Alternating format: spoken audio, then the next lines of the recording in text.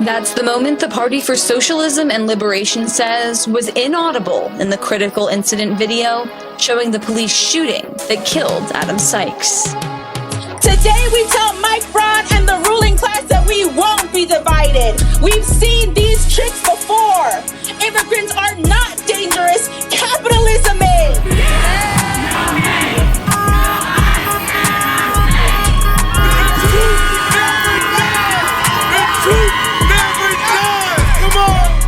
Welcome to another episode of Naptown People's Radio, a weekly podcast brought to you by the Indianapolis branch of the Party for Socialism and Liberation. I'm your host, Dani Abdullah, and I'm joined by my comrade and co-host, Derek Ford.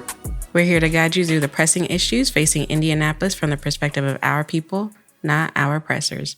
And as organizers involved in these issues, we're not just talking about the news, we're making it happen. So in today's episode, we sat down with Liz Marvin to discuss ICE flights. Now, Liz is an organizer with Indy Resistance Indivisible, and we sat down to discuss the group's campaign to shine light on how ICE uses the Indianapolis International Airport to traffic immigrant detainees. A quick note on the episode, we recorded it on July 8th, at which time the group was planning an action for the 25th. And this action has been called off, and in its place, there will be a vigil on August 1st due to Greg Bovino's visit to Fishers that day. And for listeners who do not know, Bovino is the former commander-at-large of ICE.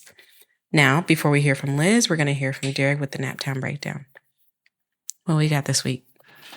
Well, unfortunately, another murderous week in the ICE's legacy. There were recently, in the last week, really, three of our brothers and sisters murdered by ICE agents all across the country. The first murder was on July 7th. That was in Houston. Less than a week later, July 13th, ICE murdered somebody else in front of his 3-year-old daughter in Maine. And then on July 14th, ICE agents murdered yet another man in St. Augustine, Florida, who left a widow and 2 children behind him. So, these acts are not accidental, of course. They're direct results of the Trump administration's war on our community, the working class, which includes immigrants. It's now demanding arrests upwards of 2,000 people per day. The thing is like ICE did not always exist. Right. And it's not Trump's war. Like, it is a bipartisan effort. ICE was established on March 1st, 2003 in response to the quote unquote war on terror. And it was part of, the Bush administration's creation of the Department of Homeland Security. So that's why now when you go to the airport, you have to take your shoes off and you have to get all that BS, that you didn't used to have to do. Growing up, you just walk right through. It was amazing. I think that's like my wife always because whenever I'm at the airport, I always start complaining to the person next to me about that. I'm like, remember in the good old days, you used to come through here? Have you reached that age? Okay. Apparently, she showed me something that's it's like a millennial thing. I don't know. It's like what different generations do at airport checkout. I don't know. I need to see this. Okay. So prior to the creation of ICE, the Immigration and Nationality Services handled all immigration matters in the U.S., which makes sense.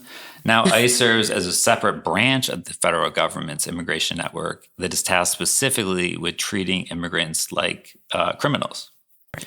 So that architecture was maintained and expanded by Democratic politicians, most notably Barack Obama and Joe Biden during all their terms. And it enabled the militarization and invasion of our communities that we're seeing today. So, we can stop this, but it's going to take a movement of working class people and not the Democrats to mount a real serious fight back movement in the streets, to fight back against this racist agenda. And just this past Saturday, we had an excellent demonstration on Monument Circle as part of a nationwide day of action against ICE terror. And the turnout was relatively small, but one, that's not uncommon in the summer when it's like 100 degrees. And two, the numbers aren't as important as the fact that we're out there. Absolutely. Yep. And keeping our muscles, exercise, right? So we're always ready to go. And also it got news coverage, and that's huge, right? That sends a signal that the people aren't taking this lying down. It poses a matter of national security, but like ICE and other agencies focused on deportation had a budget of $12.5 billion by 2006. That's triple the amount of money that went into the previous INS, right? Which focused on all aspects of immigration. So, placing ICE under a national security sphere basically normalized the treatment of immigrants as criminals and as threats to the American way of life, et cetera. So I just think that, we definitely can't, it is Trump's, the Trump administration's most recent escalation, but right. That's an escalation in a long line of escalations, but actually not that long because, 30 years ago, ICE didn't exist. And 3 days from now, it could not exist, right? Might not, right? Might not. Yeah. That all depends on, the power of the people. Absolutely. And whether or not we will accept the dictatorship of the rich over the democracy of the many, which leads me to the next topic for today's Naptown Breakdown. So, obviously Indiana, as we talked about in this show, has become a major target for, data centers and fueled by the growth of quote unquote artificial intelligence, ridiculous state tax incentives to these rich ass people who don't need them, and the availability of relatively cheap land and electricity. Indianapolis already has more than a dozen conventional data centers, but the newer proposals are far larger and more resource intensive, right? They call hyperscale. Although like the approved Metro Blocks projects in Martindale, Brightwood, if you go to their website, they still haven't built one. No. And it's like, and I've been checking the website for like months and they still haven't built one. Mm-hmm. And they keep changing where they have them because they keep getting kicked out of places. And they pitch themselves as like green friendly and all that nonsense. So now, Google also is obviously in need of tax incentives. I think they're a poor company. And so they've gotten them and they're going to be, I believe, grandfathered into the most recent piece of legislation that will be advanced to the City County Council. So the Metropolitan and Economic Development Committee, which is led by the City County Council President, Maggie Lewis, advanced a temporary moratorium on approvals for new data centers through 2027. Now, it's different from the non-binding resolution the council adopted earlier, which was like basically just 100%, symbolic. Mm-hmm. And, it does send a signal, a message, but really, in my estimation, they're trying to sort of, it's a moratorium, and you hear moratorium, and it's like, oh, great, they're not doing it until there's going to be a study or something. Mm-hmm. But, in my based on my own experiences that we, the collective experience of the struggle here and across the country, they're going to wait. They're trying to wait us out, Absolutely. Placate us. And then boom, when we're not expecting it, things are going to start popping back up. So, that's what I got for the Naptown Breakdown today. I think, I feel like when we're talking about ICE and when we're talking about just like the situation with immigration in general, as well as like data centers, right? And we were talking about this earlier, but like the necessity to like make sure that these are continued struggles, right? Like that the people continue to show up and show out is imperative when we're talking about this. Indianapolis is at this point is joining like this statewide rebellion. It's not acting in isolation. Just like, ICE is not acting in isolation, even though like these deaths have taken place in different parts of the country. This is very much a part of like their plan, right? And just like they are acting in, like this is not an isolated event, like these three men who have been killed. Like we also have to like make sure that we're working in tandem with one another. Nearly like 1/3 of Indiana counties have actually adopted some form of data center restriction. And Indianapolis is actually like behind, shocker, in this like red state. Yeah, I'm like this what is the word I'm looking for? Like this environmental like resistance. Like Indianapolis is a little bit behind, but that's okay because we'll catch up because the people are going to make sure we catch up. But yeah, 11 counties with data center ordinances.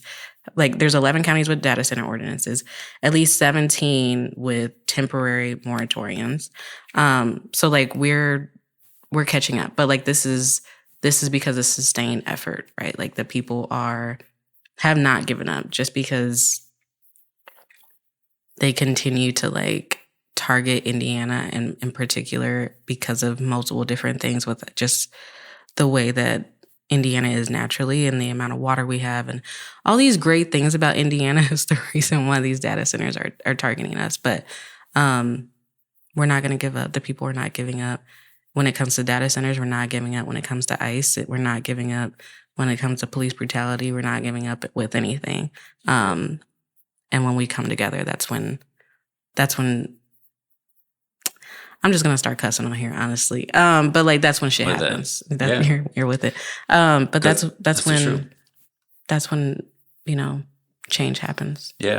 Yeah, because when you say one might get the idea that you're talking about. Okay, so there's every week there's going to be an ICE protest. There's going to be a data center protest or speak out. There's going to be a police brutality speak out. A rally or march. But no. Like that's why the Liberation Center exists. It's to thread these struggles together and connect them in a very material way because it's easy to say that these things are connected because we see it. Just it's spontaneous knowledge. Yeah. But to make that spontaneous knowledge explicit and explain to people, that's what then advances the movement towards like a higher level of consciousness where we can make demands that address these things. Like we could have a 10-point program, that we force the city to adopt, right? That would address the basic needs of the people, both in terms of preventing the harm that's done to our communities and increasing the resources, right, that already exist in our communities and getting the resources that we need in our communities. Yeah.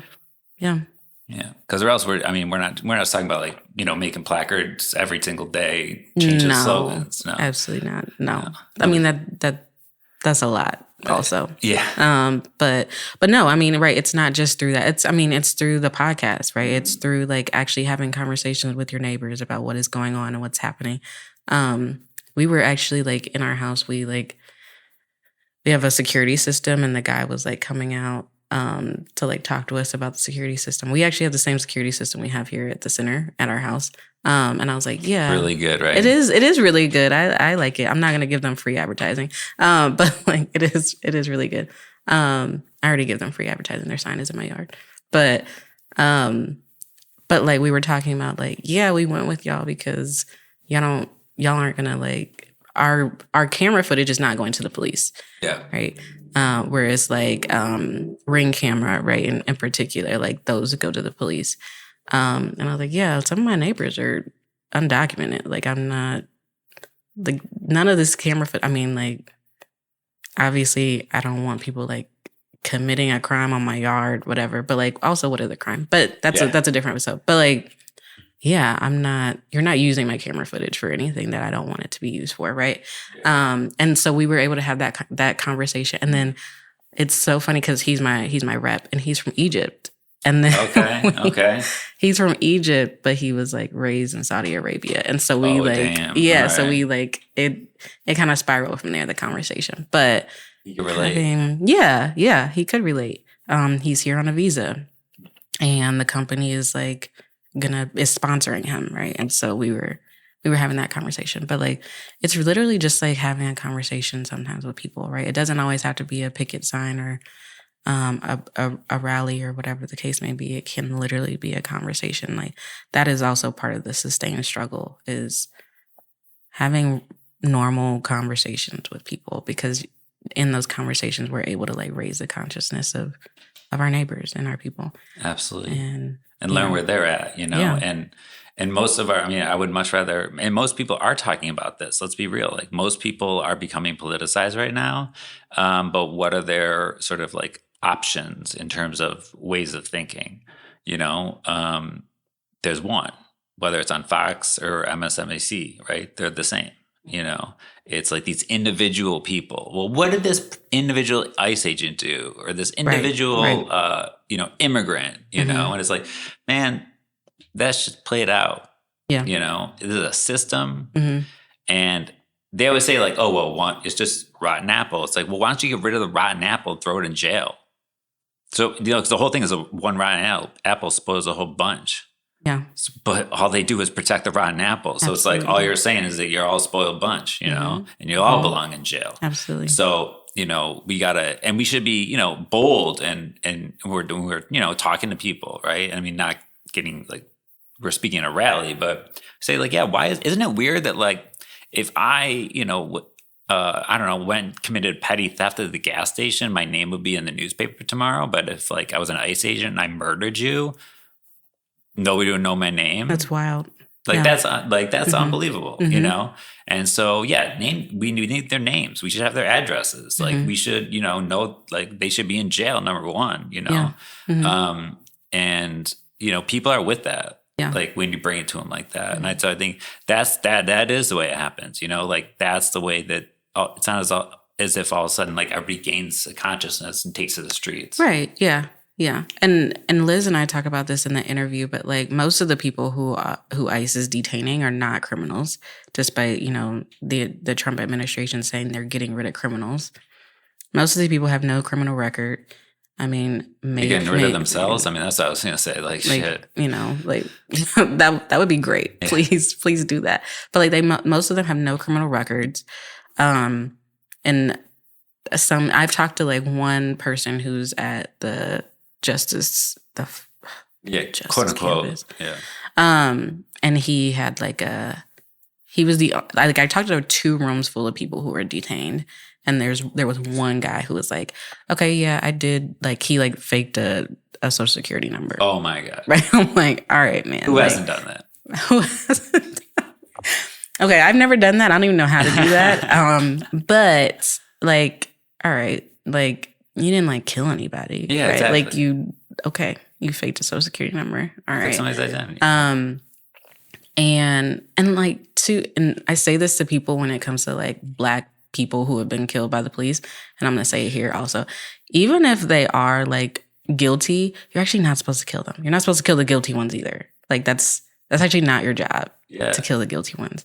And isn't there like a judge and the jury and something like there that? Is. There's a judge and there's a whole, about, first grade due process. That's what they tell us, right? There's a whole process that people are supposed to go through.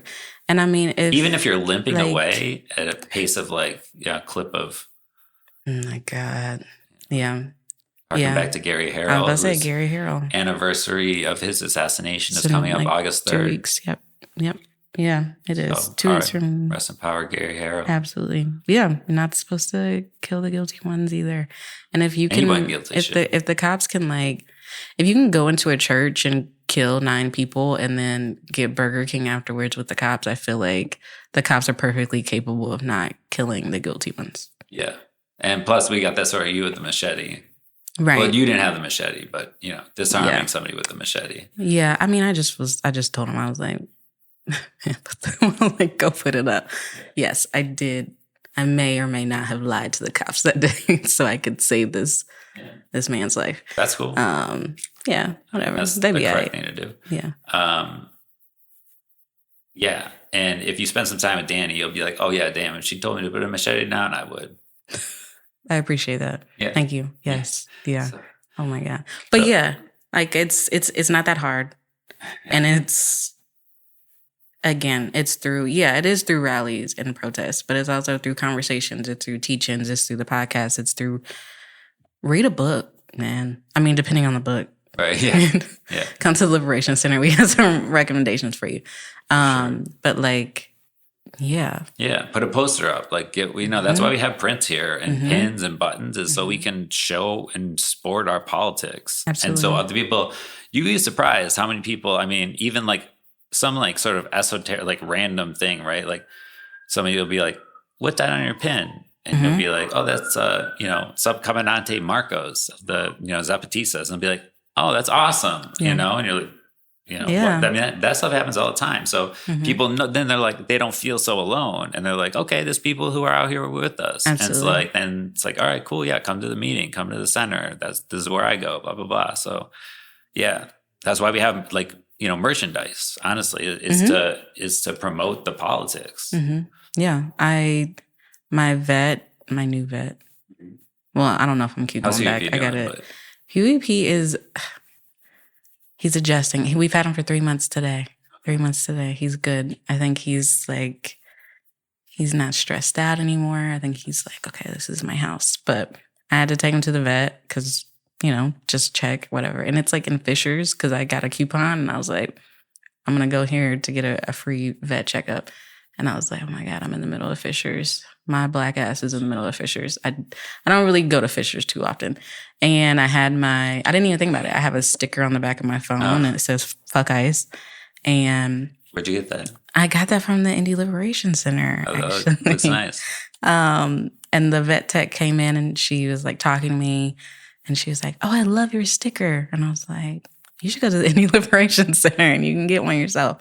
So that was like nice because it also let me feel a little more like at ease because I'm like, oh my God. You got people there too? Yeah, I'm in the middle of Fishers. I don't know. And she was like, oh yeah, I love that. And I was like, okay, all right, we see each other. So it's also for your benefit as well. Cause so you know if you're in good company. Exactly. Also. Yep. Yeah. All right. Well, that about does it for this week's Naptown Breakdown. I'm excited to tune in for this interview segment. And with that, we'll be right back on Naptown People's Radio.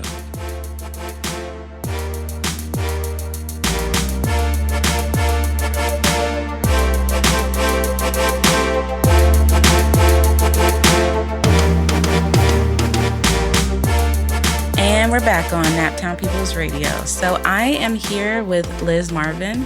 Liz is an organizer with Indy Resistance Indivisible, and she is currently leading the group's campaign to shine a light on how ICE uses the Indianapolis International Airport to traffic immigrant detainees and to move airport's leadership to condemn and resist these fights. Not these fights. Don't resist the fight. Resist the flights, actually. So we're recording this episode on July 8th, 2026. And actually an ICE flight will happen at the airport later today.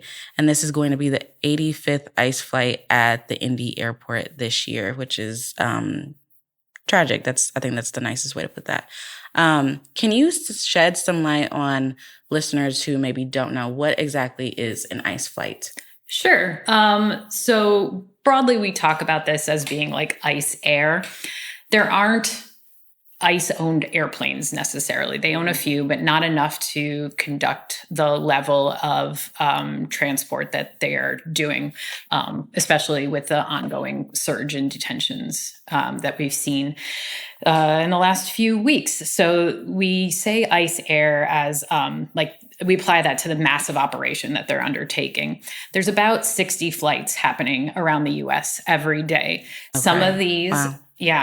Some of these are deportation flights, so flights taking people out of the country, but the majority of them are what are called shuffling flights, and that is moving people around from different cities, like maybe where they were detained, down to a detention center. Sometimes people are just bounced from detention center to detention center, and they disappear for like a week until they resurface somewhere. We've even had stories of people disappearing for a week and then calling their loved ones, being like, I'm in Sudan, I'm wherever. They just appear somewhere.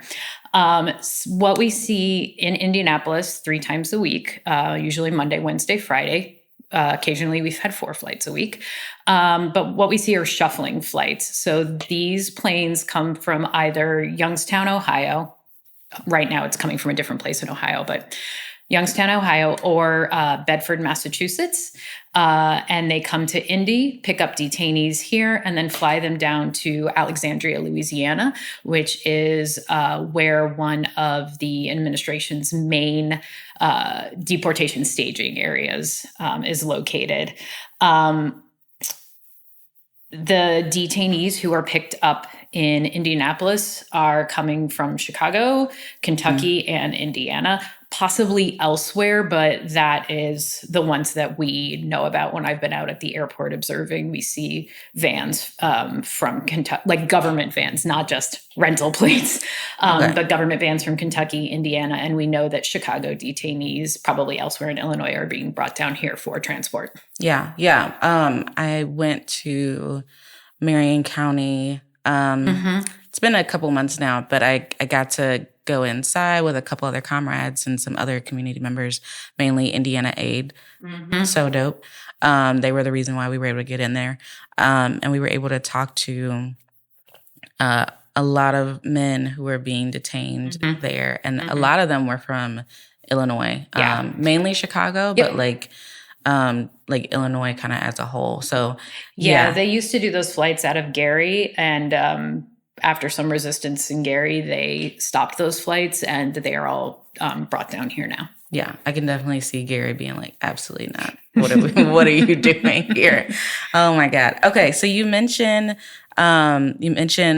Louisiana, and there's also like a major detention center in Texas as well. There's a couple of them, yeah. Yeah. Okay. Where this administration, has like, I think these places are utilized, Louisiana in particular and Texas, because like this administration is kind of using those places as a expediting deportation, because, most Hoosiers are not okay with people like being deported out of here. And so taking them there where they're going to have a better time of like getting the judges to agree to it's a more favorable deport, jurisdiction. Right? Yes. Yeah. It also, from my understanding, has to do with the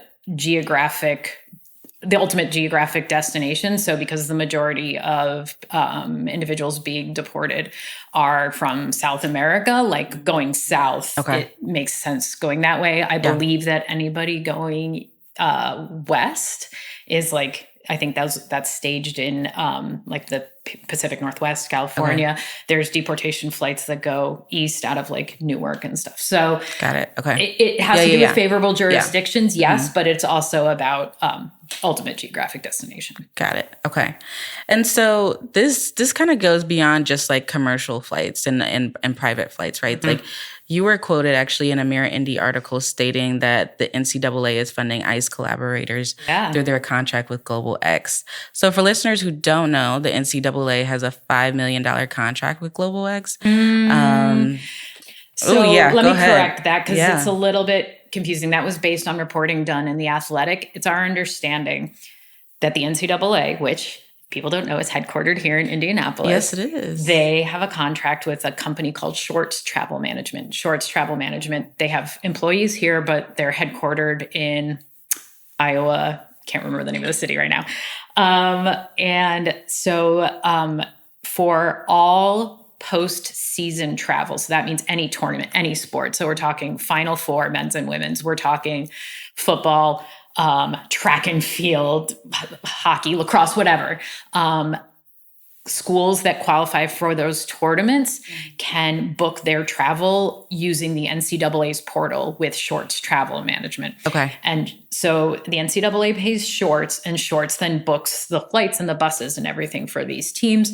And Shorts will use ICE flyers. The two primary charter airlines doing ICE flights are Global X and Eastern Air Express. Eastern Air Express is the charter airline that comes to Indy most often. Like 99% of our flights here are Eastern Air Express.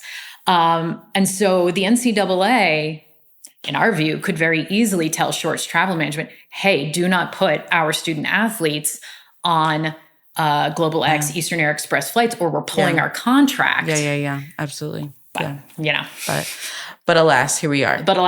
Sorry, I didn't mean to interject. It's just the reporting on the NCAA piece is a little confusing. Absolutely. No, that's literally what this podcast is for, right? It's to like educate not just like the listeners, but also me, right? Like a lot of the times people come on here and I'm like learning also as I'm talking to the interviewer or the interviewee. Yeah, interviewee, right? Look at that. That's okay. It's okay. I'm like, English. Okay. But like, I think this begs the question also of like, how much money are these companies making? And I don't even know if that's something that we even know. We know the top level. We don't know at the individual company level. So the ultimate answer is billions and billions.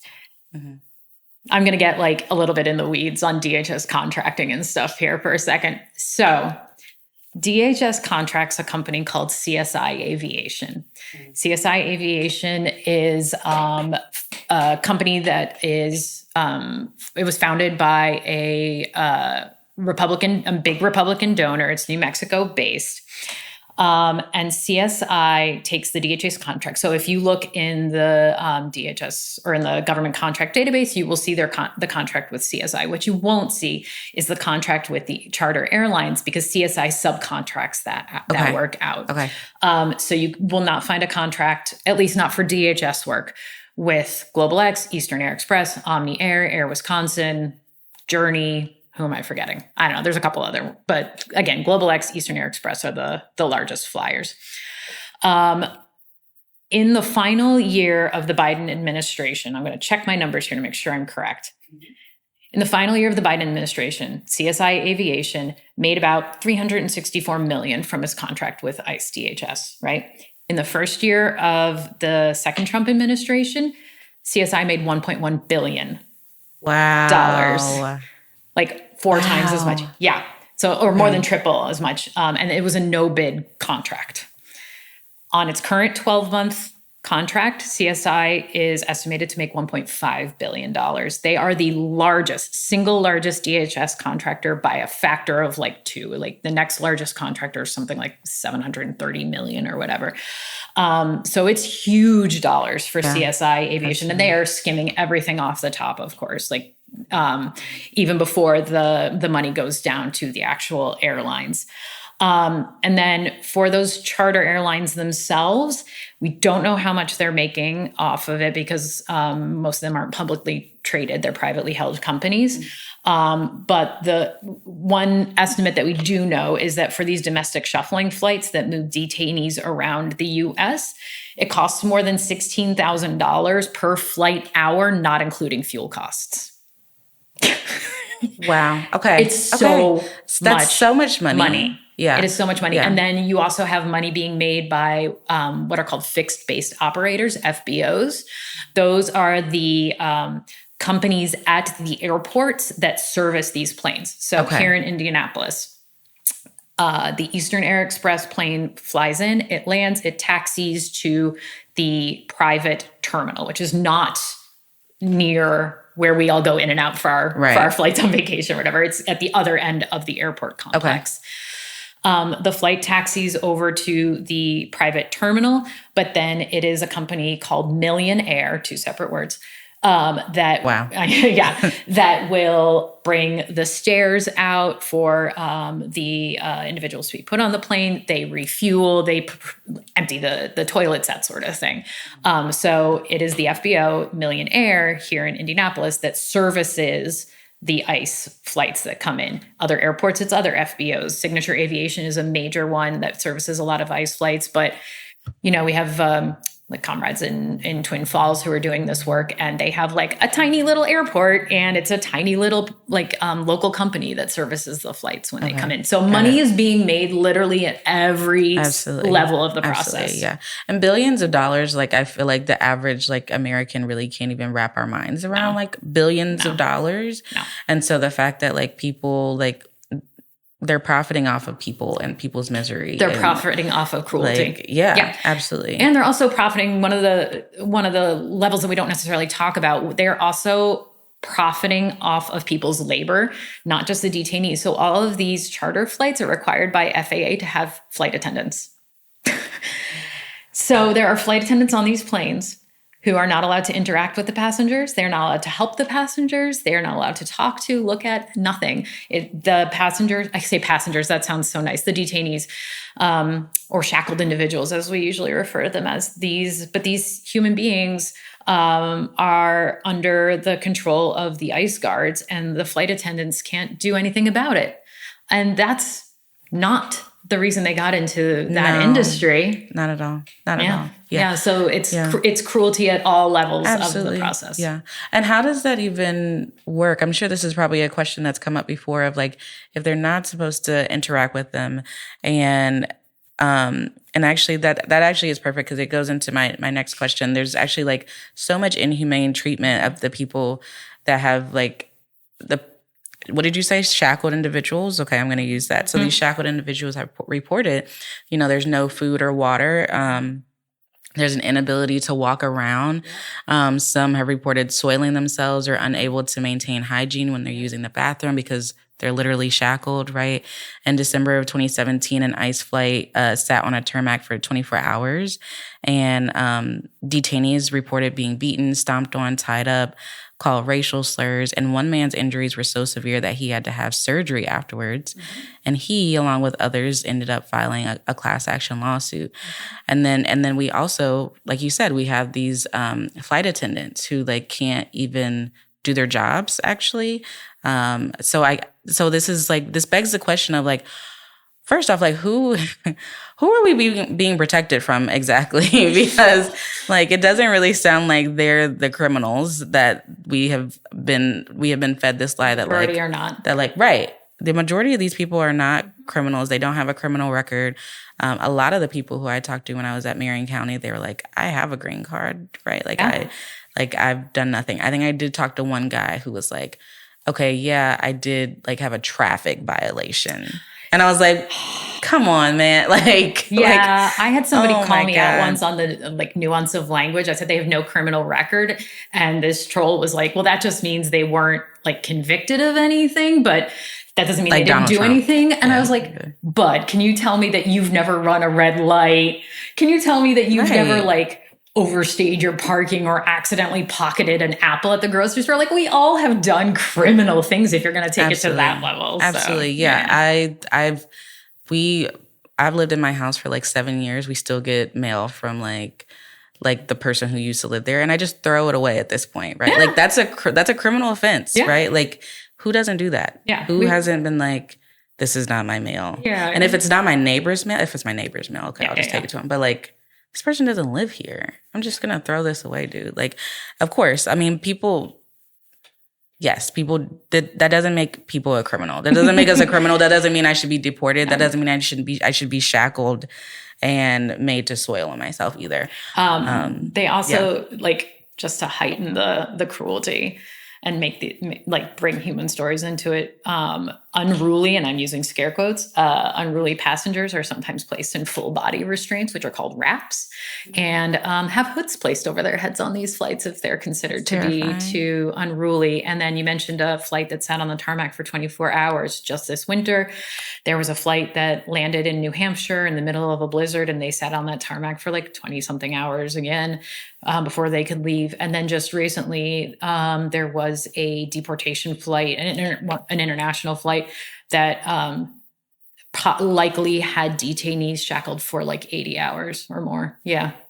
80 hours. Okay. So how is this, what is the legal rationale here? How is this legal for them to be doing this to anybody, to the detainees, to, the flight attendants, like how, to the families, like how is any of this legal? So I should start this off by saying I'm not a lawyer, so I cannot necessarily get into the nuances of legality, illegality. Yes. If you want a little light reading late at night when you're trying to wind down, you can Google ICE Operations Handbook and read in pretty gruesome detail exactly what they are and are not allowed to do with detainees in terms of, or specifying down to like the brand of shackle they're allowed to use, what the bag holding their possessions has to look like.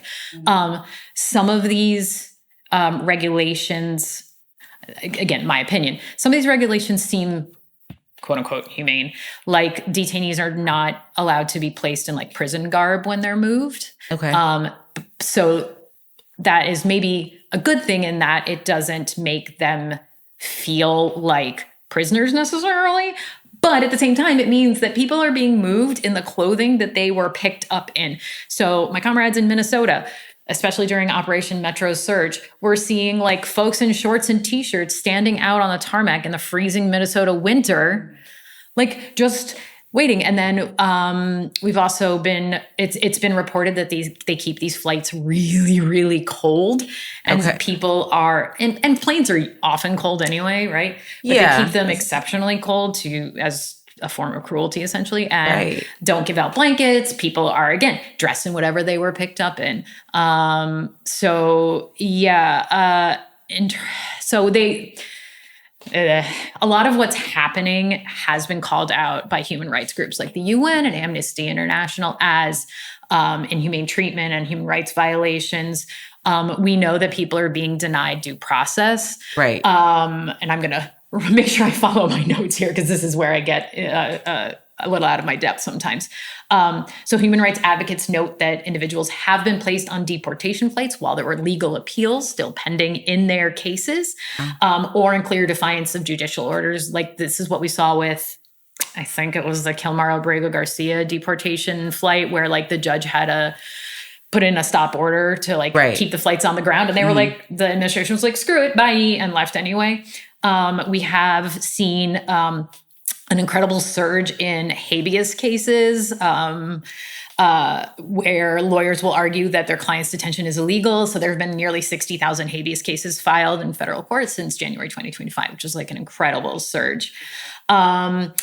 So being handcuffed and shackled is a violation of human rights or human rights protections.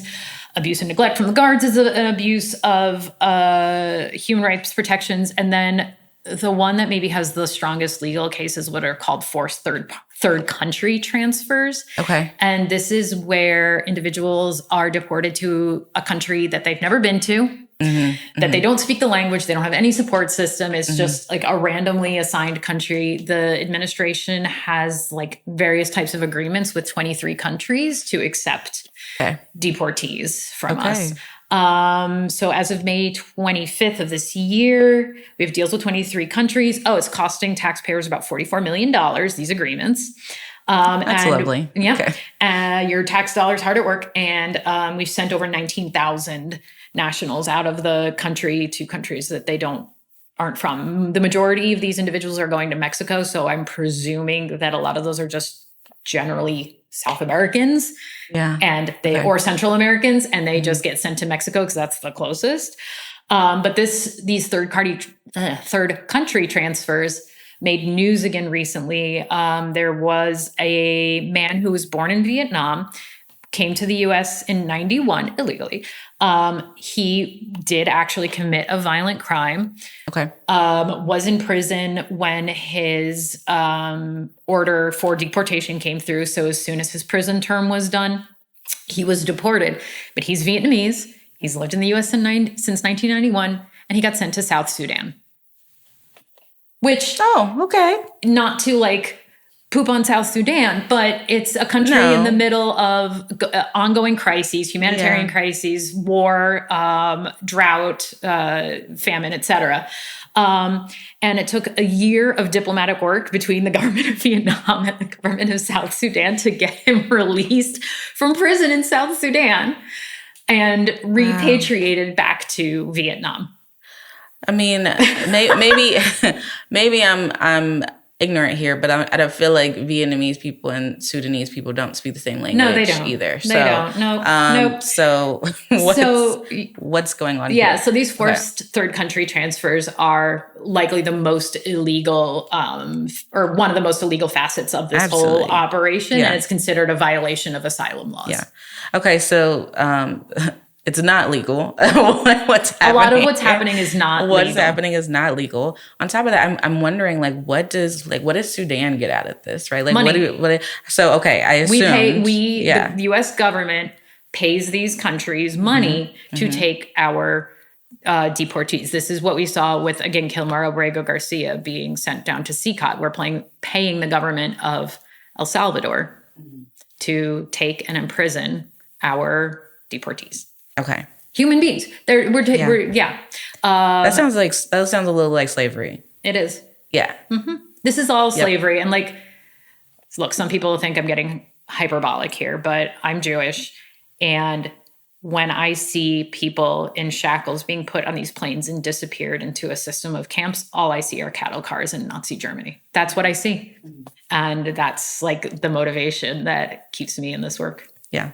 Well, I mean, I'm also, new African. I'm African American, Black, whatever word you want to use there. Yep. And yeah, I'm like, okay, we're taking people and we're sending them to foreign countries, and we're giving them money and we're getting money, and like, right, money is being exchanged for human beings, right? Like money. And then there's also like the stuff that we don't necessarily have it's not a cash transfer to these governments. So who knows what we're giving them in weapons, in other forms of aid, even though, RIP USAID.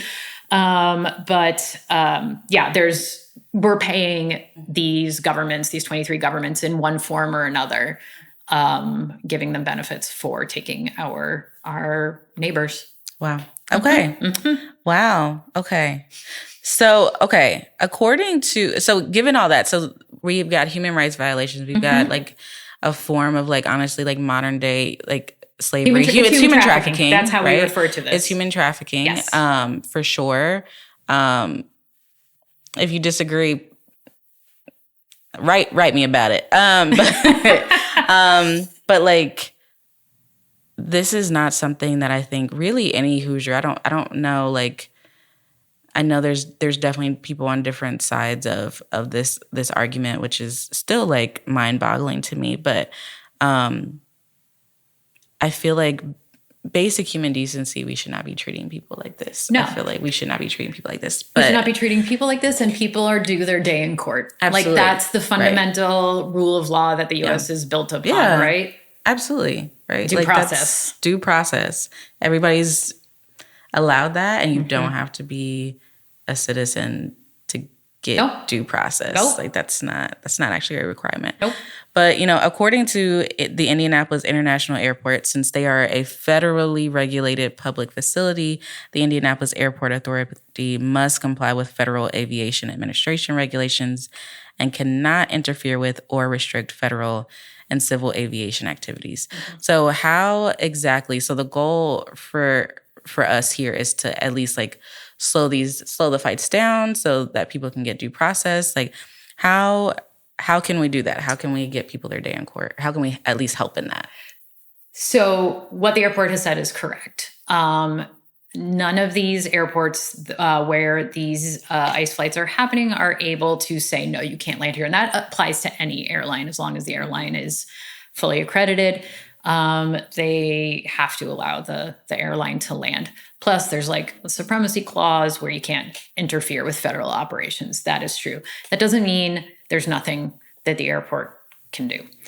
I'm going to talk about the airport first, and then I'll try to talk about like what we as citizens can do.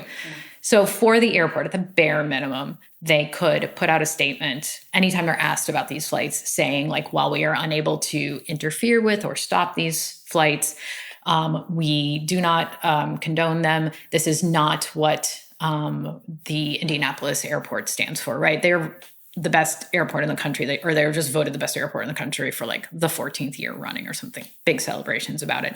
So at the very least, they could say this is not a value that we stand for, and we don't approve of this happening at our facility. They won't even go that far. So, short of being able to slow down the flights by saying, no, you can't land here or whatever. I should say Indy Resistance Indivisible is part of a national coalition of other local activist organizations working on ICE flights. And one of the actions that we're pushing at airports is where ICE flights are happening is live streaming of where the ICE flights happen. This is a model established by Kings County Airport up in Seattle, Washington, who in 2020 something tried to ban ICE flights from happening there, and they were taken to court over it, overruled, and so an executive order was put in place that required live streaming of any flight with like detained individuals on it. Okay. And the airport has to put out a monthly report of these flights. Oh, wow. Okay. So, All right. yeah, if you just Google Kings County ICE flight cameras, you'll be able to see the whole executive order. You can watch the live streams, everything. So that is one thing that we're pushing the airport to put in place is more accountability and observation, because we know that people have found, like families and lawyers have found their people by watching these cameras. Okay. We also have a network of what we call bird watchers, or they call themselves bird watchers or birders, who go to airports and from public parking lots or whatever, film ICE flights being loaded up. And when that information goes out on somebody's social media or whatever, people are like, oh, there's my person. There's my person. That was the shirt he was wearing when he was taken. So having cameras up at the airport would help people find their missing loved ones who have been trafficked and disappeared into this web. There are other like sort of administrative log jams that the airport could put into place. I won't go into it because it gets really boring and like wonky and bureaucratic. On the like community side, there are a lot of efforts going on to pressure these charter airlines to drop their ICE contracts. So listeners may be familiar with the success of the Stop Avello campaign. Avello was an airline doing ICE flights. They also have a commercial airline wing. Actually, Avello just launched flights out of the Indianapolis airport. They are a new airline here. So you can go and like buy a ticket on Avello Airlines.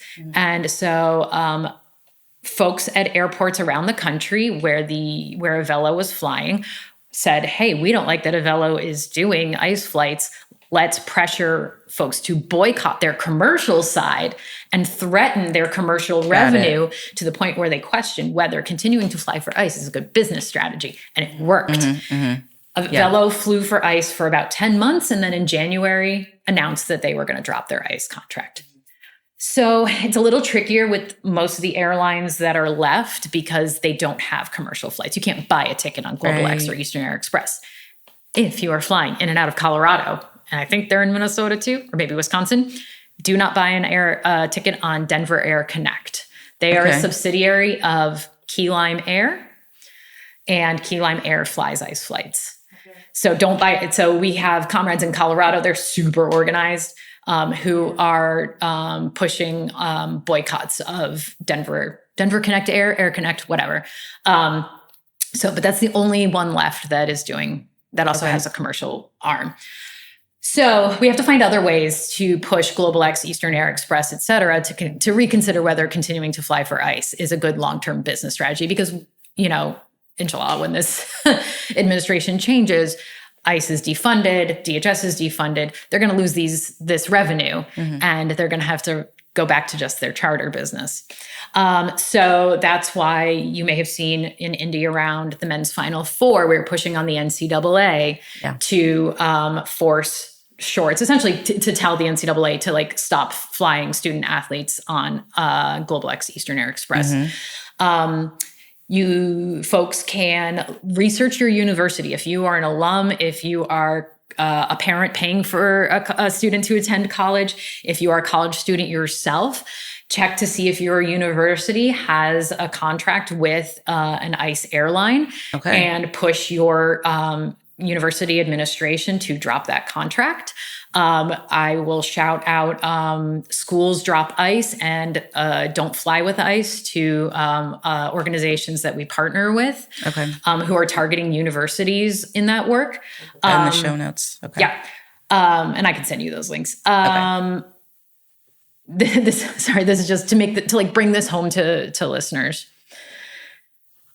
I talked about how any postseason travel university teams can be on an ICE flight.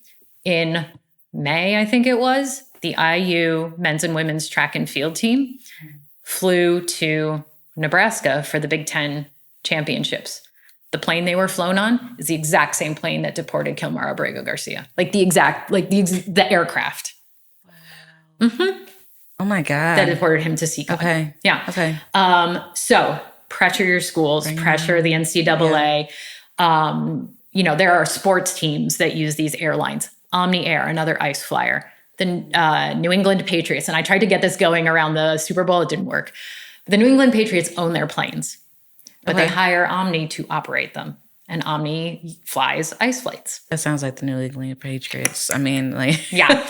I will say that the Colts and the Pacers are safe. Well, safe-ish. But safe-ish, okay. Safe-ish. Okay. One of them has a contract with Delta, which we can get into later. Yeah. But they do not fly on Global X or Eastern Air Express. So, yeah. Okay. All right. The other thing you can do is hassle the FBO that is servicing ICE flights in your area. It's a little difficult here because Millionaire is privately owned, but Signature Aviation is publicly owned. And it is... there are pension funds that are invested in Signature Aviation. Okay. That are invested in Signature Aviation. So you can pressure your pension fund to drop its investment in Signature Aviation. Check your, not that everybody here has like portfolios or pensions, but check to see where your investments are. Check to see what your pension is doing, what your 401k is doing, and pressure them to remove their financial support. Yeah. Get your union involved. That was actually another way that the Stop Avello campaign was really successful, is I believe the flight attendants union got involved. The SEIU was involved in pressuring this because they represent a lot of airport workers. I don't think they represent Indianapolis airport workers. Okay. But in other states and in other locales. And so they have a lot of power. If you go on the SEIU website, I think they actually have a letter campaign to the heads of these airlines. And then other ways. So it's like a multi-prong approach. And a lot of the folks who work in like the detention center sphere talk about this as well. Like, I don't know if you know Stu Mora. I do know Stu. Yeah. Stu's a good guy. Yes. So he talks about how, so they got the Marion County Jail to limit how long ICE detainees could be held in the Marion County Jail, right? Mm-hmm. And if ICE wasn't able to move them out by that time, they were basically released to their homes. I mean, they were still under detention, but at least they were in their home. Yeah.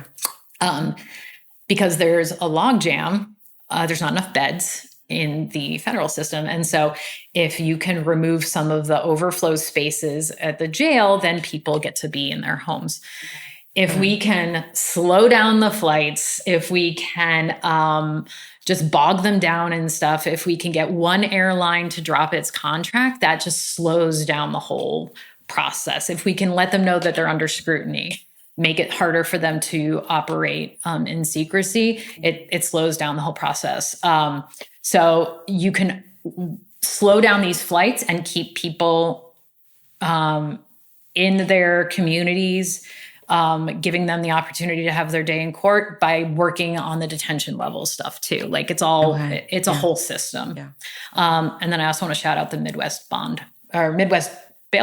Fund, which provides financial support for when a detainee is actually granted bond and is able to be released, but there has to be a bond paid. So, yeah, man. Okay.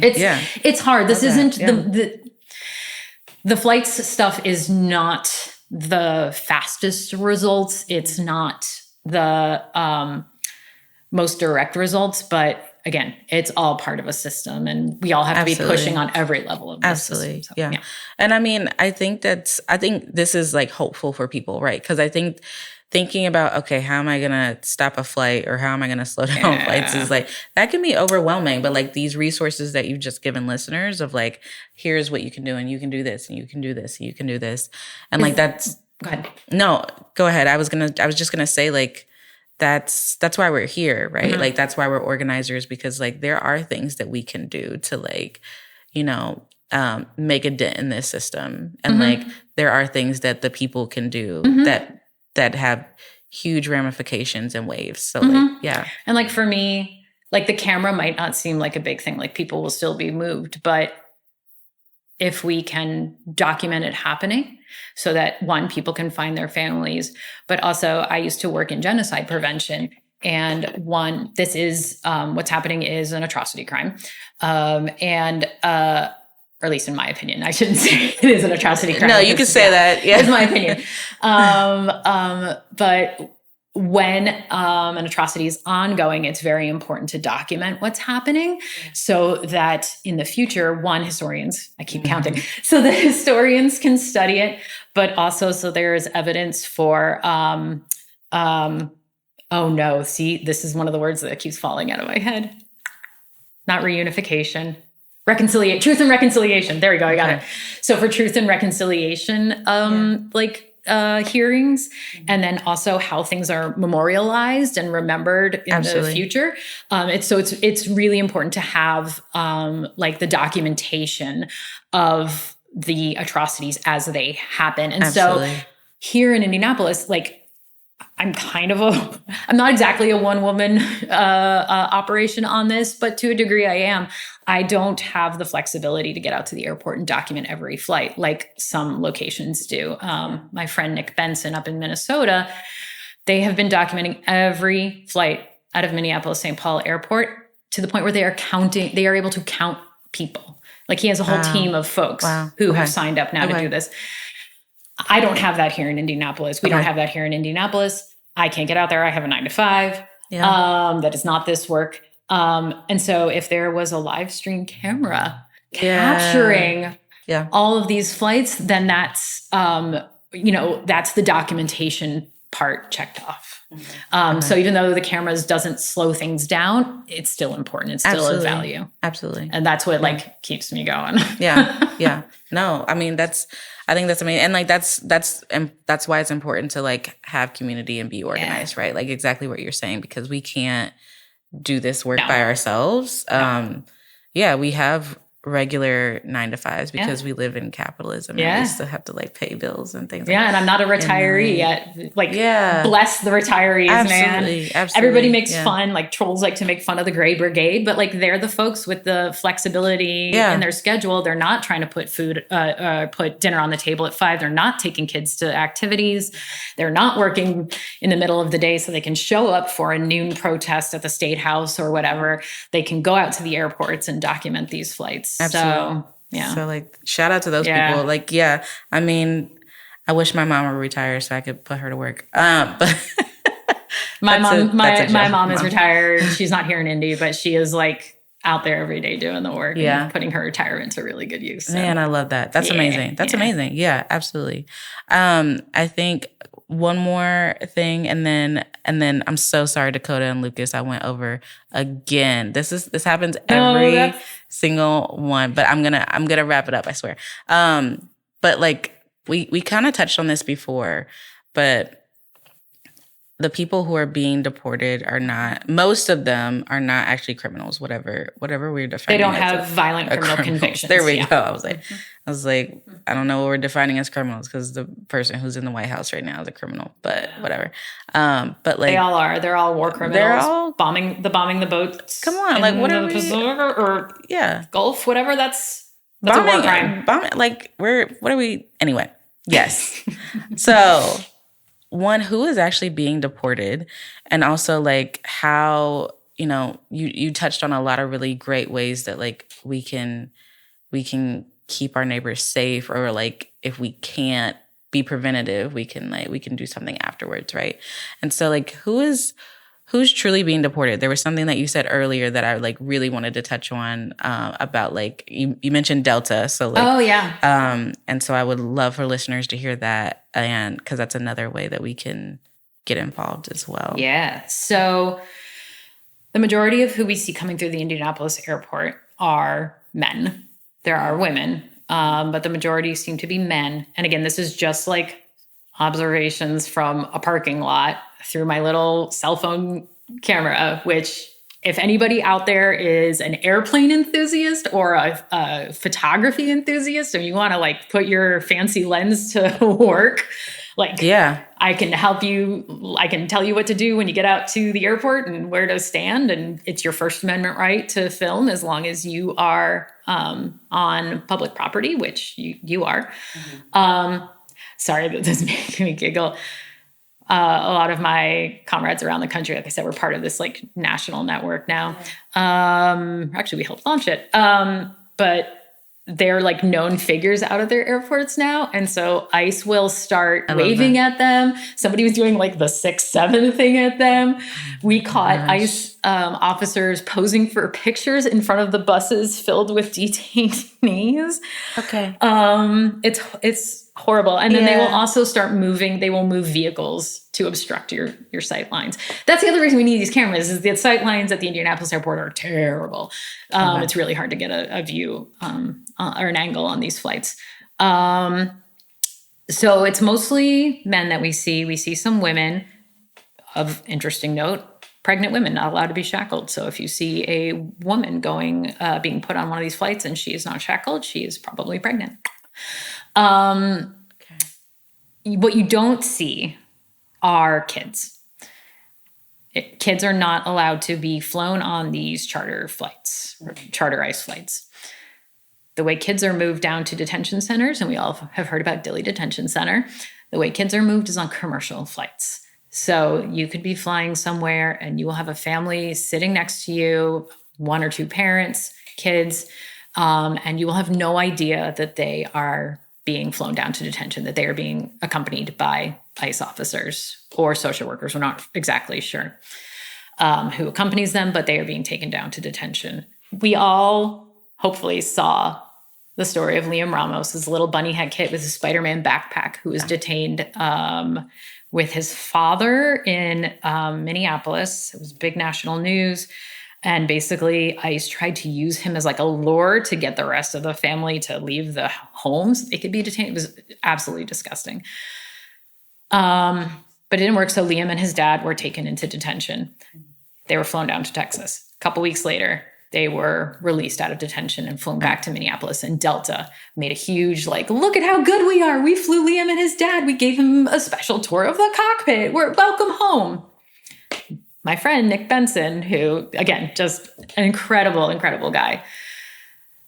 Because it was such a well-known case, he was able to triangulate when Liam and his dad were likely flown down to detention, because we know it's not happening on charter flights, so the only option is commercial flights.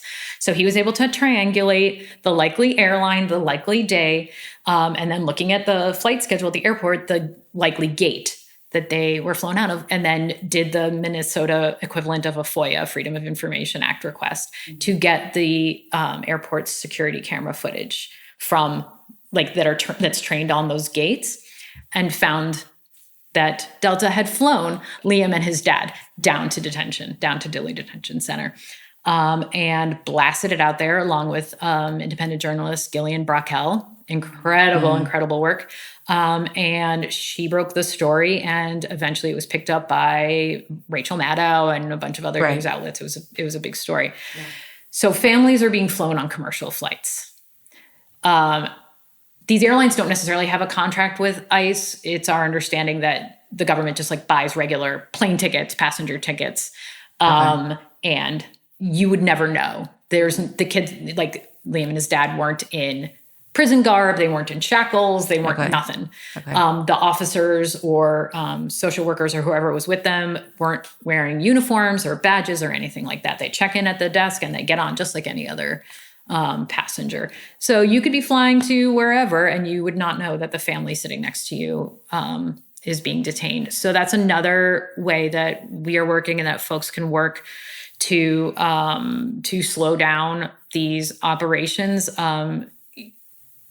We are, if you know of, like listeners know of anybody from their community, a family with minor children who has been moved down to detention, like please let us know. Please let Indy Resistance know, because we will try to triangulate when that move happened and FOIA that footage from the airport. Because in the past, I think it was during the first Trump administration, the family separation policy, the airlines and the flight attendants and everything got a lot of flack for this policy. And the airlines, because they are so powerful, the airlines were the ones that told the administration, hey, this sucks and we don't want to do it anymore. And the administration ended the family separation policy pretty quickly. So if the airlines were to say, our passengers hate this, Like our paying passengers hate this. We don't want to do these family transportation flights anymore.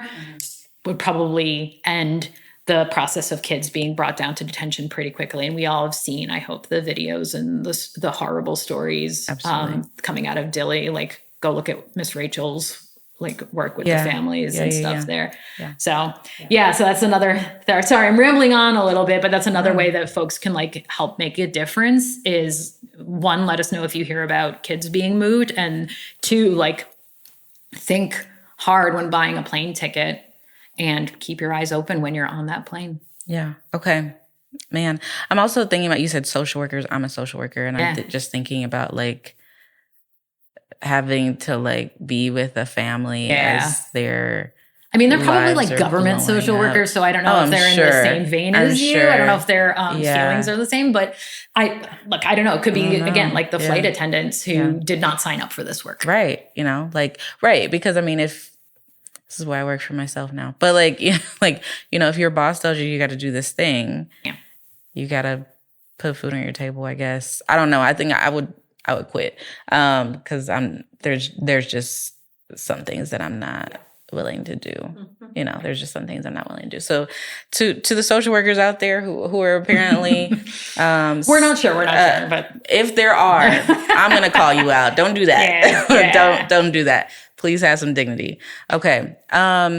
Any last things, parting words that you want to give listeners, things to look out for, other ways to get involved, any last things you want to tell listeners? Yeah. So, I'm just going to sort of reiterate what I've learned from on the ground organizers like Indy Rapid Response and IUTA and stuff, is the easiest, lowest bar is to protect immigrants in our community is just get to know your neighbors, know what to do and who to reach out to if you think you see ICE, look up the salute method, get connected on social media or on Signal to Indy Rapid Response or whatever the rapid response group is in your area. That's the lowest, one of the lowest bars. The other low bar is to follow Indy.resistance on Instagram. We're also on Facebook, but Instagram is mostly where I am posting most of our stuff, and amplify what we and our allies around the country are doing and what we are trying to make visible. So that's the low bar. Middle bar would be show up with us at the Indianapolis Airport Authority's monthly board meetings. These are public meetings, although based on per Indiana state sunshine laws, public meetings aren't required to offer time for public comment, which sucks. So we show up with signs, little 8.5 by 11 pieces of paper with various messaging. And it's working. I've now had conversations with a couple of airport trustees. I'm not going to say who. Yeah. I've had conversations with airport trustees about the proposal for the cameras and what other airports are doing. And so it's slow. We've been going since December every month. So we just have to show them that we're not going away. They've tried to just ignore us, and we're just going to keep showing up and make them pay attention to us. It's nonviolent. We don't disrupt or anything. But we have to be consistent. Being consistent is the key here. Absolutely. So the next meeting is June 17th. I actually won't be there, but my comrades. July. I meant July. Yes. Okay. Sorry. July 17th. But my comrades will be there. If you, again, Indy.resistance on Instagram, we'll post information about that and a mobilized sign up there. Also, sort of middle tier is the National Coalition is planning a week of action for the end of this month. So they're all of our cities, and there's 16 cities in our coalition right now. We're working on more. I have 3 in the works. But we're planning a week of action to highlight ICE air operations and the horrors of these flights and the whole system. The Indy action will be on Saturday, July 25th out at the airport. Okay. More on that coming soon. But again, it'll be up on our social media. So follow there. Yeah. But if protesting or rallying is your thing, please come on out. The hardest ask, I would love to have a committed roster of volunteers going out to document these flights at the Indianapolis airport. Again, it's just a thing I can't do. Yeah. So anybody who has a flexible work schedule and wants to go out to the airport and, film this, it's not no risk. It's not no risk. Yeah. I'm probably a known entity, my license plate, et cetera, to the airport right now. But it does have value. So if anybody out there wants to go out and document flights at the airport, get in touch with Indy Resistance and I'll give you a crash course on it and how to do it. And then last but not least, like I said, let us know if folks from your community, if minors from your community have been moved down to detention especially recently, and again, or in the future. And we will try to figure out when they were moved, where they were moved, and try to triangulate that footage from the airport. And if working on the planes and the flights isn't your thing, there's a lot of other immigrant groups that folks can get involved with. You mentioned one, which was Indiana Aid. I just crashed one of their volunteer calls this week for the first time, and they're awesome. They are. And I'm going to try to get involved with them on the fundraising side. Also going to shout out Stu Mora and the Indiana Organizing Project. Yep. They have another statewide day of action coming up at the end of August to end ICE detention at Miami Correctional Facility, which is totally possible because it's a contract that our governor signed with ICE.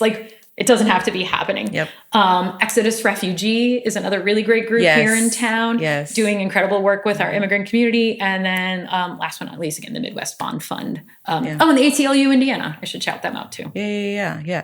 And we just had Abby on here. Abby is who connected us, Abby Morgan, and who is putting together the Action Neighbors Coalition. So there's so many different ways for people. Indiana Action Coalition. There's a lot of faith groups. If you are, I know a lot of churches have especially Spanish speaking groups that will use their church for Spanish services, connect that way. There's a bunch of faith leaders that do vigils out at Miami Correctional every month. I believe there's another group that does vigils at Clay County. Every month. If you're up in the Chicagoland area, I've just forgotten the name of that detention center up there, but there are vigils that happen out there and, weekly actions. If you want to host your own ICE Flights Week of Action at the end of the month, let us know. You don't have to be in an ICE airport for it to happen, especially Chicagoland groups, since your folks are being brought down here. But even if you don't organize your own action, just follow along with or follow these groups that are doing this work and just help amplify the message. Spread it as far and wide as you can. Okay. Yeah. And I love ending on that note because if we're together, that's where the power is. Right? Action is the antidote to despair. I was despairing last night. There was ICE shot another human being, and killed a human being in Texas yesterday. And so I, full disclosure, used to work for USAID, and I was in Afghanistan and worked very closely with Afghan nationals there.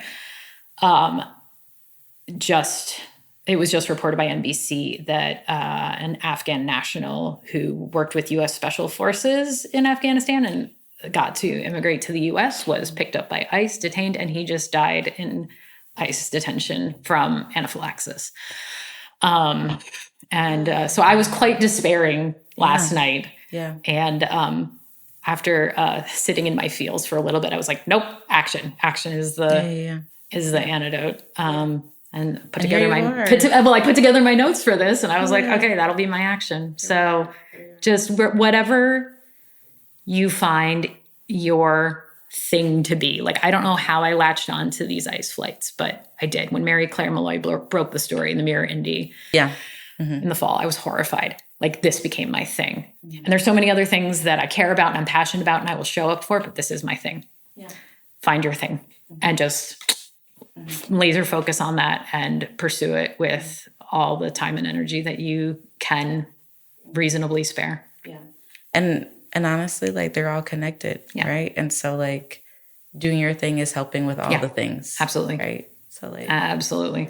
yeah, that was beautiful. Thank you so much for coming on today. Thank you for having me. appreciate you. Yeah. Yeah. I hope I didn't ramble too much. No, this was dope. This was dope.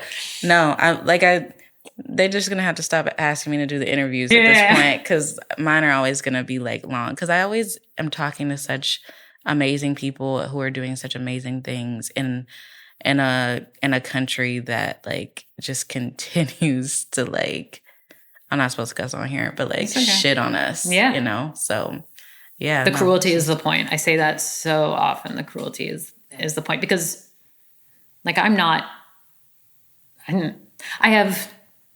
flip-flop on how I feel about like borders and immigration in general. Sometimes I'm like, borders are violence, and sometimes like they're necessary.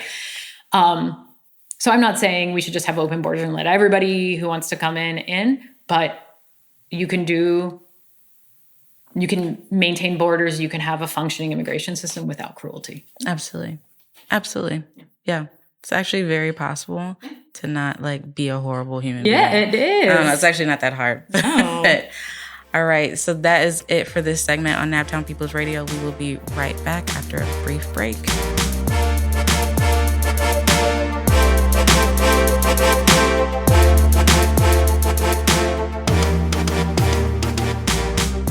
And we're back on Naptown People's Radio. That was an excellent interview.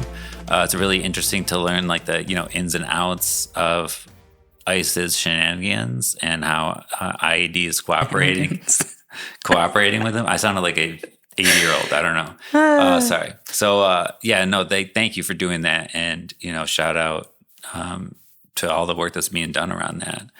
So Dani, who gets the Circle City shout out this week?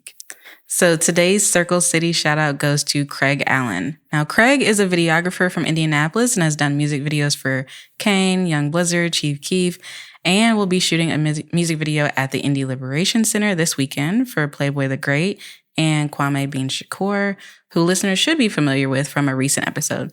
And Derek will actually be rapping about that more in a minute. Now, I mentioned the names of various artists to emphasize that they chose Craig because he's not a clout chaser. He's actually like quite remarkable in his work, and not just in music videos, but commercials and family functions. Actually, I'm about to like renew my vows next year because we're going to be like at our 10 year. And I'm like, maybe I need to hit up Craig and see if he would be willing to shoot that for us. And if you are interested, you can check out his work on agoatsvision.com, and we can put that in the show notes. Now, when he is not trying to make a living, he is with our brother, Vernon T. Bateman, to help him fight for his exoneration and to keep him safe. He's also quite humble and very giving. Like if you needed help, he would probably just like hand you a check in a second. Anyone I think who is, and Vernon's such a dope dude, but like anyone who's walking around with Vernon to like make sure that we're like capturing all of the moments to keep him safe and make sure that the cops are always kind of messing with Vernon, but like to make sure that there's a record of what is going on, and also to shed light on like the kind of person that Vernon is, like, and he does this in his free time. Like Craig is just like an absolute gem. Like that's amazing to do that in your free time. Now Craig is, an example of how art can be freedom. It can be liberatory, shining light on those who would otherwise go unseen, and remember that your gift, whatever your gift is, you can use it to help your people. You can help the community in whatever way that the community needs it in that moment. So shout out to Craig Allen. Yeah, shout out to Craig Allen. That's my guy. And he's going to be, at the Indianapolis Liberation Center. So I think we are really, really honored this Saturday between 2 p.m. and 5 p.m. to host the single release party and music video shoot for Pray For Me, which is the last single released from a collaborative album between Kwame Bean Shakur, a new African political prisoner at the Speedway Slammer, and Playboy the Great. Now, of course, Beans is locked behind bars unjustly, and Playboy the Great, was tragically murdered in early May, just after he had signed with Lil Boosie record label. And I know that I don't know, Dani was trying to explain there is some beef or whatever. I like Boosie, so there's beef with Lil Boosie in Indianapolis specifically. So I'm like, that's interesting. But that's a whole thing. That's a separate episode. Well, I mean, I hope that this squashes that beef, because Lil Boosie's got some dope tracks. Okay. But no, I mean, it was a tragedy, you know, of course, as you know, all murders are, right? But especially somebody who was like shining so brightly and, you know, really coming up on the come up. I mean, he was up, right? He was, you know, pronounced dead at the scene. And, you know, his mother was talking about like, yeah, I was his greatest supporter. Like I was out there like hawking CDs for him, you know? And the whole community is really devastated, but his mother will be here. And so as we are able to, and as Craig Allen is able to shoot this music video with two people who can't physically be here, right? One's in a different realm, one is locked behind bars, but we're going to bring them here. They're going to be here regardless. Mm-hmm. That's something that's, I think, beautiful and very honorable for us, both symbolically, but also like physically and materially, you know? So I just wanted to say that too. Like, we're truly, truly honored that we're going to be doing that. And, you know, everybody can be a part of it. So come on out, you know, bring your toys for the parking lot. You can't race, but, you know, you can show them off. DJ Nino Brown will be on the 1s and 2s, so we'll have music going the whole time. It'll be a real fun time. So 2 to 5 Saturday. You can find more about that on, you guessed it, indyliberationcenter.org. And just before then, Hope Packages is going to be going down to Lugar Plaza to do their homeless outreach distribution, building solidarity with our homeless neighbors. They're going to Lugar Plaza because they try to take that from us, and we're saying, no, that still belongs to us. And then next Wednesday, I believe, yes, is the 27th, which means it's the last Wednesday of the month, and we have our monthly Liberation Forum. So this one is on disability and socialism. Yours truly will be giving a speech. There'll be some other probably better speeches also, but it'll be a great conversation. They always are here. So we encourage you to come by and check that out. And also we're going to be starting a study of disability and empire soon. That's going to be on Sundays. I don't know if it starts this Sunday or not. It does start this Sunday because I was asked to help with it. So I know it starts this Sunday. Starts this Sunday, 2 p.m. to 3:30 p.m. Yep. And then as always, you know, Circle City Sangha, please come, whatever faith and no faith, whatever experience, you know, you got 9:30 to 11, it's free. And then we have Emancipatory Emotions, Yoga for Liberation, Sunday, 6 to 8. If you want to, you know, hang out with Dani and stretch and do all that good stuff, you know, it's a good way to close out your weekend. So yeah, that does it for this week's episode of Naptown People's Radio. If you found today's discussion useful, pass it on, leave a comment. And as we were talking about earlier, you know, it's all about conversation. So share this episode, you know, share it with somebody who you think, you know, will get it and might push them a little bit further in their thinking, might challenge their thinking. And, you know, wait for the next episode to drop. Go to support.naptownpeoplesradio.com to show us some love so we can keep this thing on the air. And you can email our producer if you have ideas for the show. The road ahead is long, but we walk it together. So study with your comrades, build with your people, and always remember, theory without action is paralysis, but action without theory is chaos. So once again, I'm your host, Derek Ford, here with my comrade and lovely co-host, Indy Abdullah. Stay dangerous, stay disciplined, and stay in the struggle. We say all power to the people. That means that we are our own liberators. We don't depend on nobody else. We depend on ourselves. We take responsibility for ourselves, and therefore we step up for our organization. Those that have proven by their actions and their practice that they represent for us. All power to the people and peace. Collaboration. Like, we act as if there's a scarcity of rights. If gay people get rights, women can't have rights. But that's not true. A victory for one is a victory for all. At the end of the same, you know? And you talk about people being fearless in the face of whoever there is. They don't care. To the Liberation Center, I would say, this is what we need.